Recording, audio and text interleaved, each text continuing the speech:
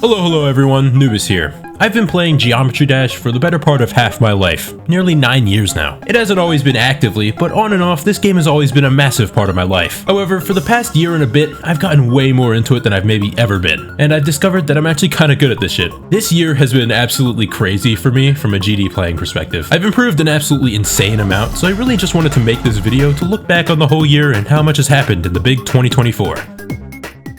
One of the main metrics of anyone's skill in this game is their hardest completion. The harder your hardest is, the better you are at the game, in a very general sense. So it's kinda crazy to think that at the beginning of this year, my hardest wasn't Cataclysm, or Accu, or some other low-end extreme. It wasn't even an Insane Demon, not Supersonic, or Poltergeist, or Stalemate, no. My hardest demon on January 1st of 2024 was Future Funk, a level that's arguably easier than like 9 circles, and I hadn't even beaten 9 circles yet, by the way. I don't actually have my stats from back then because I didn't record, but as far as I remember, I had like 25 demons, with Future Funk being the only hard demon of them. My brother had always been the better player anyway. I mean, he was the one who got me into the game in the first place way back in 2016. This story kinda starts a couple years ago, when I began work on my first Insane Demon, Magma Bound. I definitely wasn't good enough to be playing Insane Demons yet, but I fucked with this level's vibe enough for it to not really matter. It took a long time and months of grinding on and off to get 81%, but eventually I just kinda dropped the level entirely for about 3 years. I still wanted to beat it though, so at the start of this year, after finally realizing I actually needed to change the refresh rate to 165Hz in settings, I decided to come back to it, and I beat it on my first attempt. That was fun, if not a little anticlimactic. I was satisfied with that for the time being, but ever since I started playing this game, I've always liked playing around with harder levels, stuff that obviously someone like me could never come close to ever beating. But you know, it's cool to see what the superior people were up to.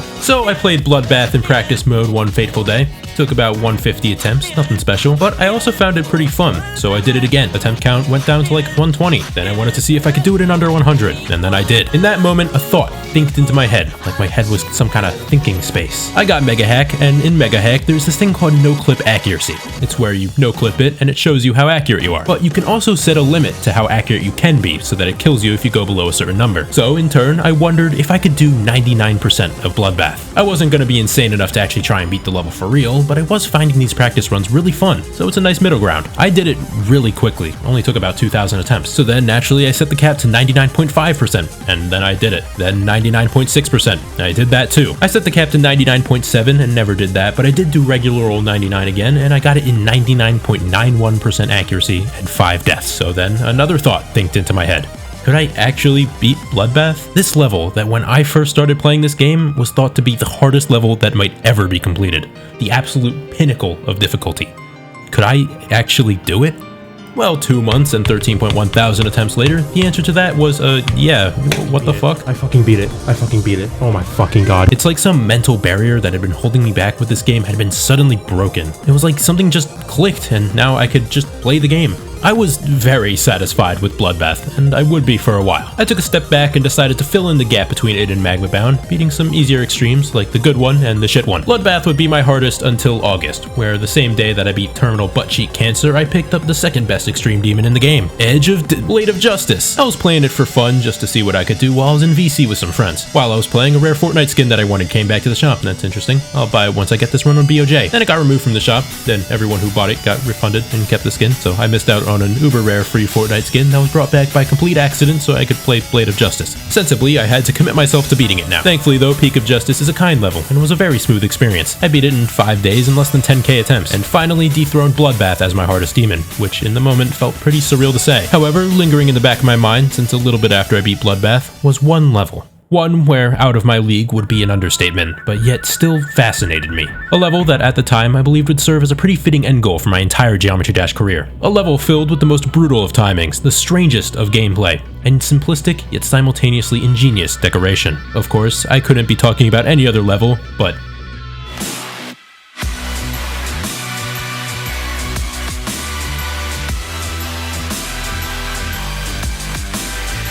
I had known about Rust for a while. I think I first learned of it back when Aeon Air made his first video about it, and even back then, that level interested me so much. Of course then, it looked absolutely impossible, and even in August it looked the same, absolutely, utterly impossible. Yet, from messing around on it a little bit, I could tell already that I loved playing it. I loved everything about it, and I knew now that everything I would do in this game for the foreseeable future would be solely to prepare me to take on Rust. The plan at first was to work my way up.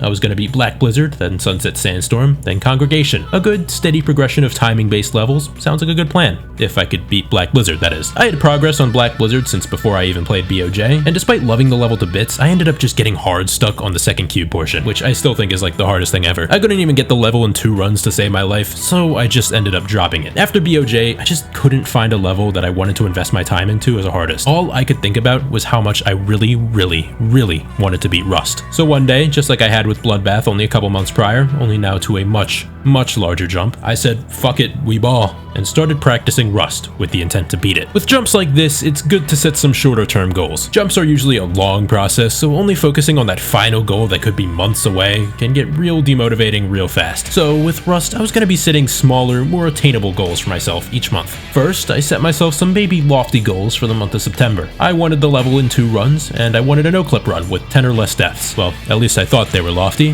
Things moved surprisingly quickly, like too quick, honestly. In 1 week, I had 63 to 100% done, 50 to 100% done, 31 to 82% done. Oh, it's not even Owen. 28%, 32%, and 31 to 100% in 1 day. That's 2 runs done in 1 week on Rust. What's even happening? Then came 47% the next day, almost beating out what was going to be my goal for October within just over a week. 17 to 100% got the sub 10 death no clip run. That's both September goals down already. 60%.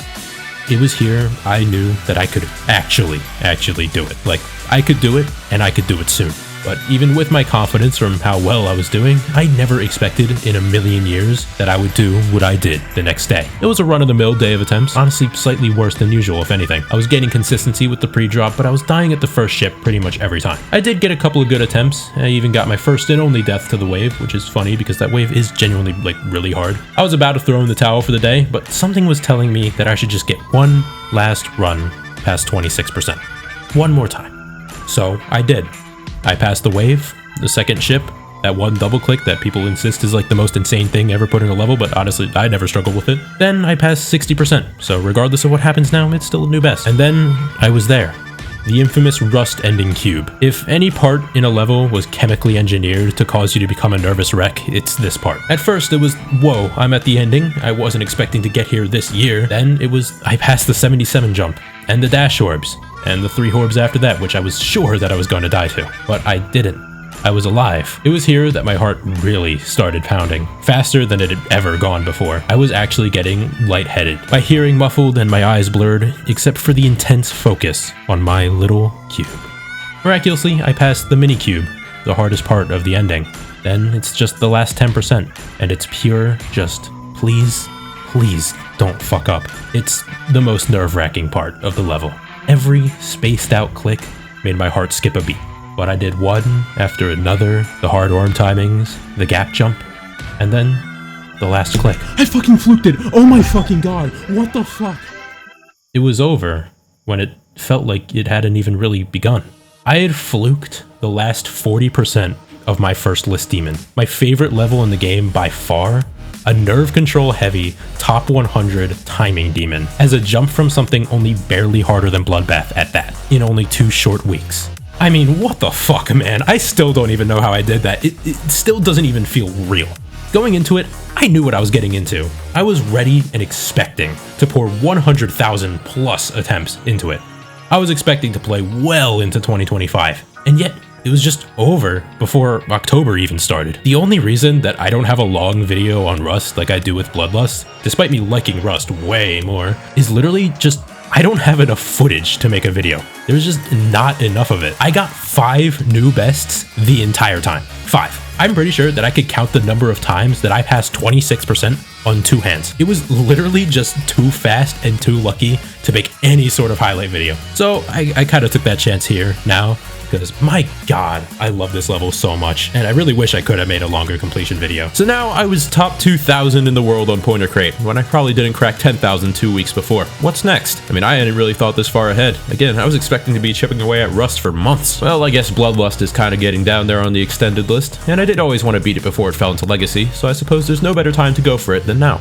Bloodlust is a level that has always been extremely intimidating to me. I definitely wasn't expecting to be going for it only a mere 6 months after beating Bloodbath, but here there I was. It was a much longer grind than Rust. I mean, obviously, it'd be hard for it to not be. And I did run into a lot of roadblocks along the way. For one, for the first couple of weeks, the extension felt absolutely impossible. I just had such a bad mind block when it came to getting the entire thing in one run. Nightgra's part was painfully inconsistent for the most part, and that was if I could even get there, because passing Namtar was a rarity. In total, over the month and a week that I was playing the level, I made it to the extension a whopping 26 times. A solid proportion of those deaths being in the corridor. I genuinely don't know why, that's like not even a choke point. But I did pull through eventually. I never even choked a TMN, thank god. And I beat Bloodlust as my second list demon and my 100th demon, which is something that I planned for since I beat Bloodbath as my 50th, so that's cool. But after Bloodlust, once again, I was kind of stuck without a plan. I kind of wanted to do a new hardest, but I didn't know any levels that I really wanted to do. And the ones that I did want to do would mean putting myself through another huge jump. I wanted my next hardest to be a main list, preferably in the top 50 to 75 range, but nothing in that range really popped out to me. And I really didn't want to do Zodiac specifically, as everything I heard about it screamed that it'd be a miserable experience. However, one day, boredom took the best of me, and I decided to try out Zodiac. And to my surprise, I actually really liked it, so I decided why not go for it. And that brings us to today. I'm currently going for Zodiac as my next hardest, and as of recording this, I have the level in 2 runs, being 66% and 49 to 100%. Also 39 to 98%. I can almost count that. I try to stream my progress a couple times a week, and I've been having a great time so far. But looking back on the past year of playing this game, I could have never imagined that I would have done the things that I've done. At the beginning of this year, I thought I'd be happy if I ever beat one extreme demon. 8 months ago, I thought I'd be happy if I ever beat a list demon. And now, having beaten 2, all I know is that I want to keep going. I don't know if anything will ever beat 2024 for me in terms of pure progression. I don't even know if it's possible for me to do better than Future Funk to Rust, but I have hope that 2025 will still hold some absolutely crazy progress. Anyway, that's all I got for you for now. Here's to a great year, and to an even better 2025. I'll see y'all later.